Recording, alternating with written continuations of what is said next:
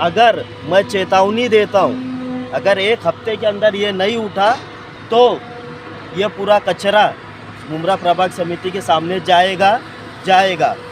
भीम सेना के रोहित राम और प्रगति मित्र मंडल के लौहटकर और दोनों इस कचरे के खिलाफ खड़े हैं डटकर।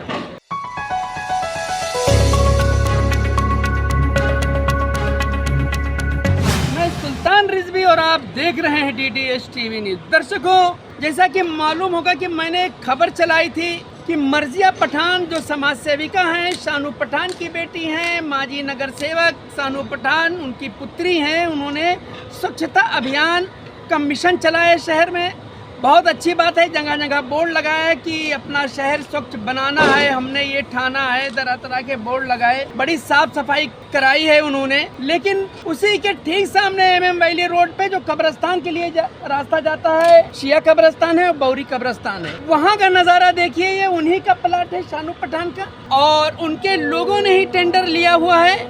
इन्हें जो भी फायदा हो रहा है उन्हीं को मिल रहा है, खाली समाज सेवा का एक ढोंग रचा जा रहा है। और हम आपको बता दें यहाँ पर कचरा है, और ये जो भीम सेना फाउंडेशन के पदाधिकारी हैं, अध्यक्ष हैं और प्रगति मित्र मंडल के हैं, दोनों ने आज एक पत्र दिया है सहायक आयुक्त बालू पीचट को कि यहाँ से कचरा हटाया जाए। अगर कचरा नहीं हटाया गया तो शासन प्रशासन को इसका गंभीर परिणाम भुगतना पड़ेगा। ये हम बात करते हैं कि ये क्या कहना चाहते हैं इस विषय में जो कब्रिस्तान के पास गंदगी फैलाई गई। सभी को जय भीम। मैं भीमपुत्र रोहित राम। आज हमने हमारे लेटर के माध्यम से सहायक आयुक्त को लेटर दिया गया है। अगर आप देखेंगे यहाँ पे शिया कब्रिस्तान है और बोरी कब्रिस्तान है, यहाँ पर आने जाने में इतनी तकलीफ़ें हो रही है लोगों को, इतना बदबू, और ये बदबू इतनी हो गई है कि जानवरों को भी, अगर आप देखोगे कि गाय वगैरह भी चल रही है, उन लोगों को भी तकलीफ़ हो रही है, इंसानों को भी तकलीफ़ हो रही है। तो मेरा यही प्रशासन से मांग है कि इसको जल्द से जल्द हटाया जाए। अगर इसको 1 हफ्ते के अंदर यहाँ से नहीं हटाते हैं तो ये कचरा मैं लेके जाके सीधा प्रभाग समिति के सामने 1 हफ्ते में जाके कचरा रख दूंगा मैं। आपने अभी पत्र दिया तो अधिकारियों ने क्या जवाब दिया उसका? बोले है कि 1 हफ्ते में हम उठाने की कोशिश करेंगे। अगर 1 हफ्ते में नहीं उठाएंगे तो ये सारा कचरा मैं उठा के मुमरा प्रभाग समिति के सामने रख दूंगा। इसका जिम्मेदार किसको समझ रहे हैं? प्रशासन है और यहाँ का जो कॉन्ट्रैक्टर है, जो कॉन्ट्रैक्टर है वो उसका जिम्मेदार है। यहाँ पर आने जाने वाले लोगों को काफ़ी तकलीफ़ें हो रही है। यहाँ अभी खड़े रह के इतनी बदबू आ रही है कि आप जान सकते हो कि कितनी बदबू आ रही है यहाँ पर। आप क्या बोलना चाहेंगे? प्रगति मित्र मंडल के आप जो है पदाधिकारी हैं, बोलिए इस संदर्भ में क्या कहना चाहेंगे? जल्द से जल्द कचरा उठा लेना चाहिए। अगर इसको नहीं उठाते, हमारे बाबा साहब ने भी हमको कहा है, जैसा कि हमने अभी मांगनी की है प्रगति मित्र मंडल की तरफ से, तो हमारे बाबा साहब ने भी हमको कहा है कि हक्क याचनेने नाही तर संघर्षाने मिळवावा लागतो। अभी हमने इसको मांगनी किया है। अगर ये हमारी मांगनी जल्द से जल्द पूरी नहीं होती तो 8 दिन का टाइम देते हम इसको। आज सोमवार है, अगले सोमवार तक हम उनको टाइम देते प्रशासन को।